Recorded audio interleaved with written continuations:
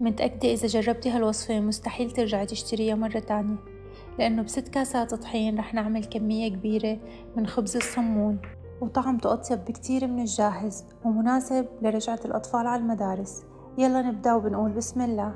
طبق بنضيف كوبين من المي الدافية وبنضيف عليهم ربع كوب من السكر ومعلقة كبيرة من الخميرة، وبنضيف نص كوب من الزيت النباتي وبنتركهم مغطايين 5 دقايق لتتنشط الخميرة، وبعدها بنضيف عليهم 6 أكواب من الطحين. أنا عم بستخدم الكوب المعياري اللي سعته 250 مل، انتو استخدموا أي كوب، المهم كل المكونات بنفس الكوب. وضفت عليهم معلقة صغيرة من البيكنج باودر ومعلقة كبيرة من الملح. يا ريت إذا عم تحبوا وصفاتي ما تنسوا تشتركوا بقناتي وتفعلوا زر الجرس ليصلكن كل شي جديد، وتحطوا لي لايك وتعليق حلو مثلكن.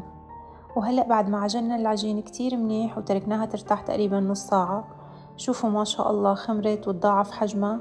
لازم نترك العجين تخمر بمكان دافي لمدة نص ساعة. بعدين بنبلش بنقطع كرات بأحجام متساوية حسب الحجم اللي بتفضلوه. أنا عملت قسم صغير وقسم كبير. وهلأ بنبدأ بتشكيل الصمون، طريقته كتير سهلة مثل ما شايفين بالفيديو. بنفرد العجين وبنلفها مثل ما مبين بالفيديو.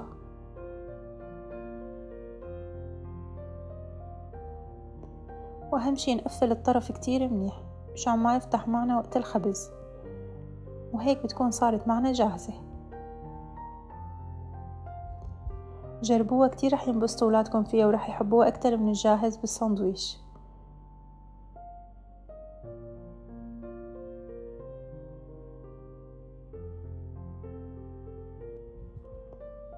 وهون في قسم حشيته بجبنة الحلوم كمان بنفس الطريقة.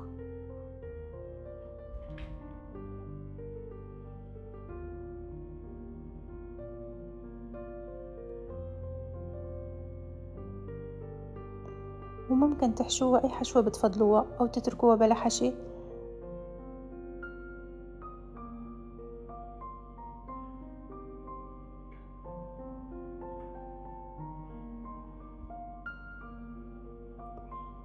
وبعدين بتركها ترتاح نص ساعة كمان بمكان دافي لحتى يرجع يتضاعف حجمها.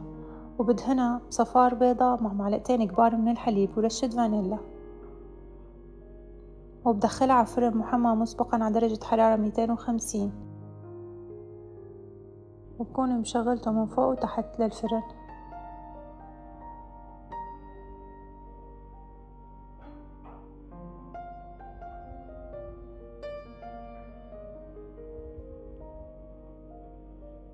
هون اختياري حبيت رش عليهم سمسم، انتو حسب شو بتفضلوا. هدول الصغار كمان عملتهم مشان اللانش بوكس تبع بنتي. وهيك بعد ما طلعوا معنا من الفرن أنا دغري بدهنهم بزبدة وبغطيهم 5 دقايق. بيحتفظوا بالطراوة وطعمة الزبدة بتعطيهم نكهة رائعة. جربوا هالطريقة وأكيد أكيد رح تعتمدوها.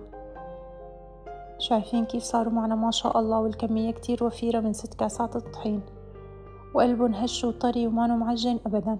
وهيك وصلنا لنهاية الفيديو. إن شاء الله تكونوا حبيتوا هالوصفة ورح تعتمدوها وتجربوها، لأني متأكدة إنه إذا جربتوها رح تحبوها ورح تستغنوا عن الجاهز. ولادكم كمان رح يحبوها. أنا بحتفظ بالكمية الزايدة بالثلاجة، وكل ما أحتاجه بسخنهم يا أما بالفرن أو الميكروويف أو القلاية الهوائية. وما تنسوني من دعمكم بالمتابعة واللايك والتعليق، وألف صحة وهنا.